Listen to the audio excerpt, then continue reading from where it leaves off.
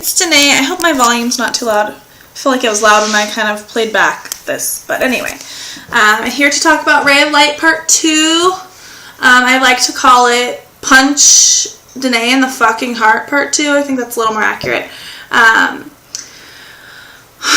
only have so much time I can use on my phone to record this, so I'm going to skip over JD and Johnner. I'm sorry.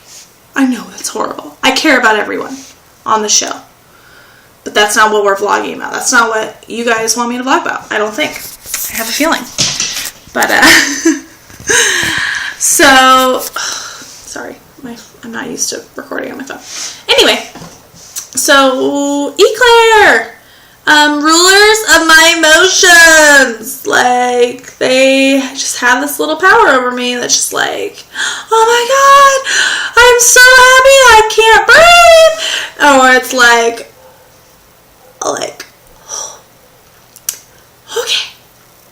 okay, you know, like, this doesn't hurt at all, right?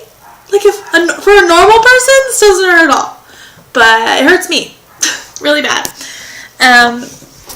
Anyway, so, sorry I'm moving this so much, I'm like frazzled, but,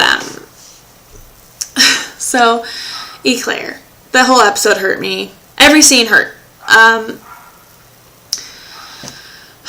it's like, we knew it was going to happen, there's nothing we could do about it, but then when everything was actually said on there, it hurt worse, it hurt really bad. I'm glad that like the Johnner things and the JD things are happening because it was a nice emotional buffer for me, and I love both those couples together. I think that Johnner's adorable, and I think that JD really complements each other nicely. You know, like Jake takes a little bit of her crazy away, and she takes a little bit of his. She makes him a little more serious because he really does care about her. Yeah. But, anyway. So, it's like, I feel like I literally cannot take sides because I just think of them as one. So there is no side, because there is only a one. And I know that they're supposed to be, you know, young and don't always make the right choices, and you wish so badly that they would just make the one right choice and then it would help everything else. But they don't. They don't. And then we get to watch the consequences, basically. And my heart hurts so bad for Claire because this girl had no idea. She had no idea that what she was doing was the opposite of what he wanted. Because he didn't tell her. You know, he told Simpson, and he told his dad. And he kind of even told the NYU people that he was interviewing, which is kind of cool that was his aunt in real life. You know, it's kind of cool to know that he has, like, family in the biz. But, that was a side note. I wouldn't say he told them, but he was very honest with them at that point. And so I just wish he would have been honest with Claire and not in a mean way and not in like a, I'm going to go around it this way and like be an ass. Instead of just directly telling you. So, fuck, it just sucks. I feel like I can't even piece together my feelings because it just sucks so bad. Like, it just sucks. Okay, I'll go through the scenes. So, Claire was a fucking bigger person in the opening scene because I don't know exactly what I would do in that situation, but it would be really hard for me to just walk away to benefit his interview. And I think that was really amazing of her. And, you know, she was just making the choice for the betterment. And you hope so bad that Eli realizes that that's what she's doing. So, I hope that he did.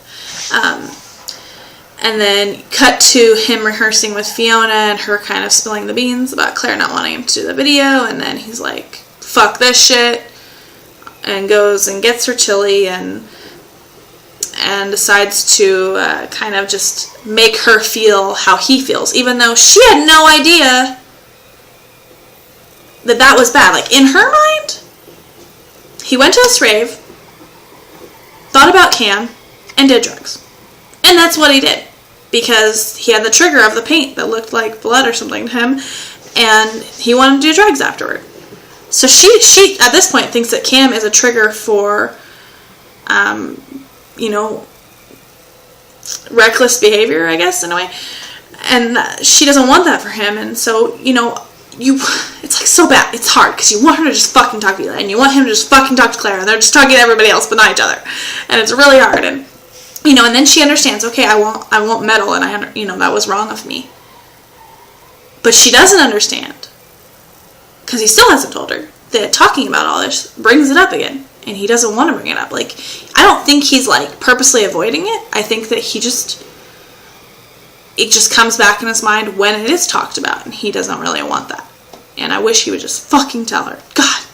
I just have so many emotions because I'm, like, so pissed because you're just, like, there's nothing you can do. You can't just shake either of them. Or yell through the screen. Or anything. And it's just happening. It's just happening in front of your eyes and you can't stop it. It's like a fucking train wreck. But,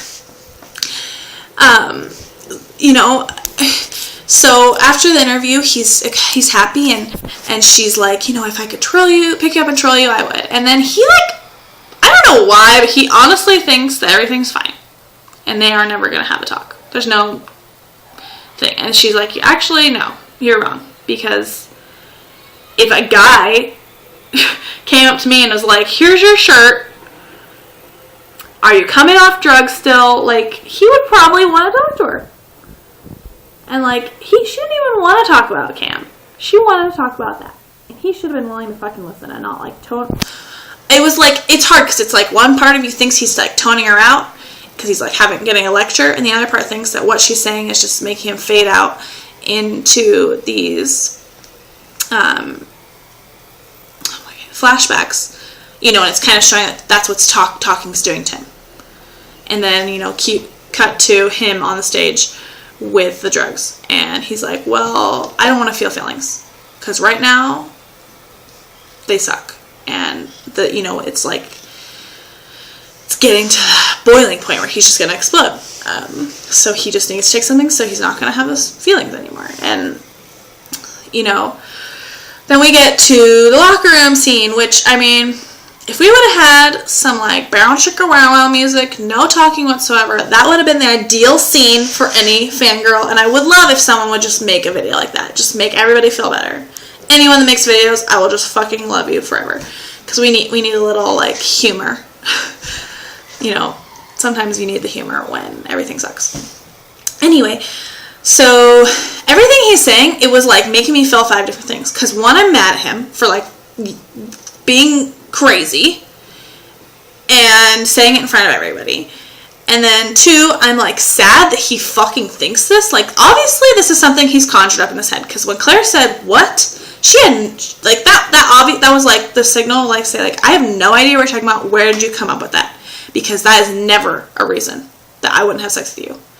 And any girl in their, like, normally would think, oh, my boyfriend just saw this person that killed themselves. Maybe sex isn't the first thing on their mind.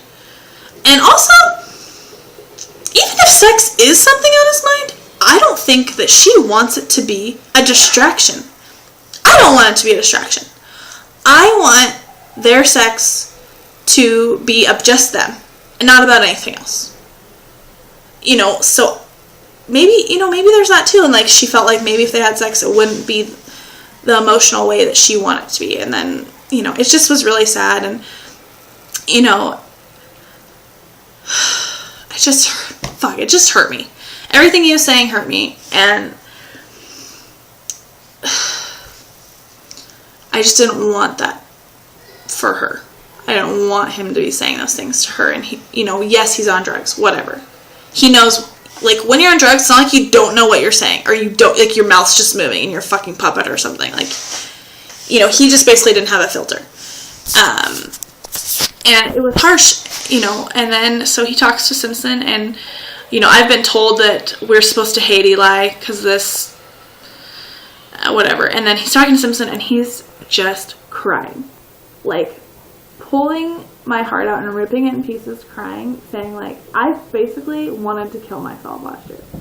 Like, I crashed my car because, I mean, I could be dead. You know, and that was really hard. And so, like, again, there's no way I could hate that motherfucker. Because you don't want this for him. You feel empathy for him. And if you were supposed to hate him, they wouldn't make you feel empathy for him. And so, anyway.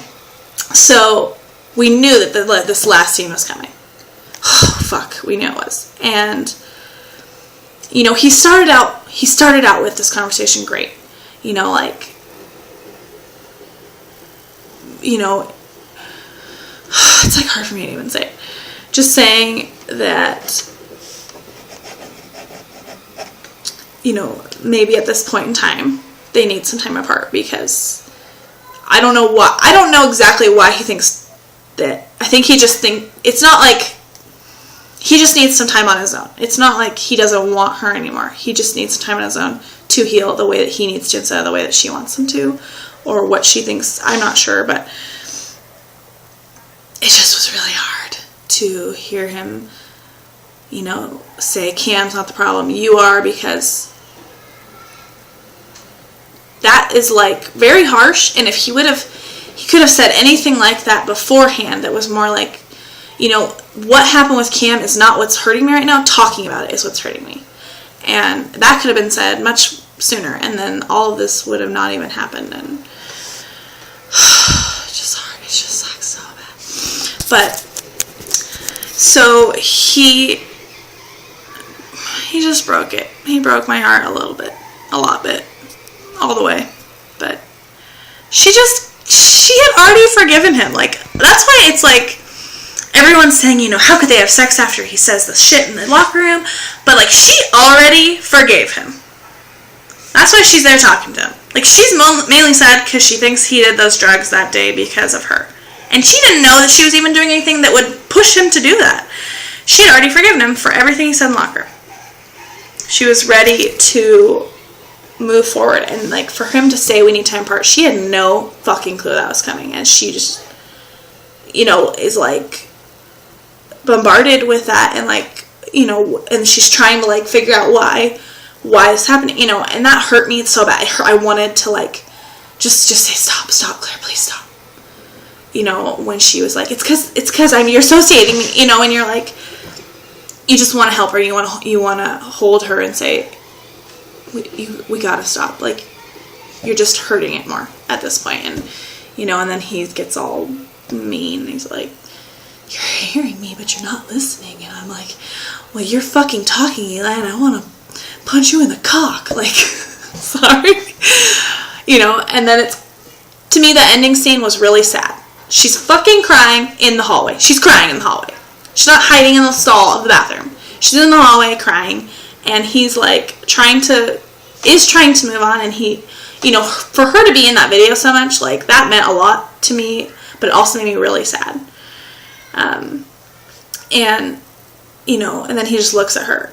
And the only reason he smiles again is because someone taps him on the shoulder. And I don't know.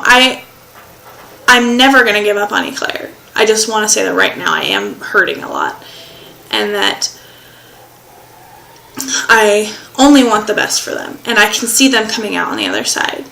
And I can see them having sex. And please, like, in my mind, there is no way in hell that they would talk about sex this much and it not happen. You know, and it might be like first time sex, makeup sex, our relationships open-ended kind of sex, / like prom, I don't know, like everything that could ever be in sex could happen at this point with him or something. And I want him to make a grand gesture, but I want it to be an intimate one where it's just them. He already did enough fucking talking in front of other people. I just want happiness for them. And I don't want anything to not do justice to the relationship that they have had throughout this whole time on Degrassi.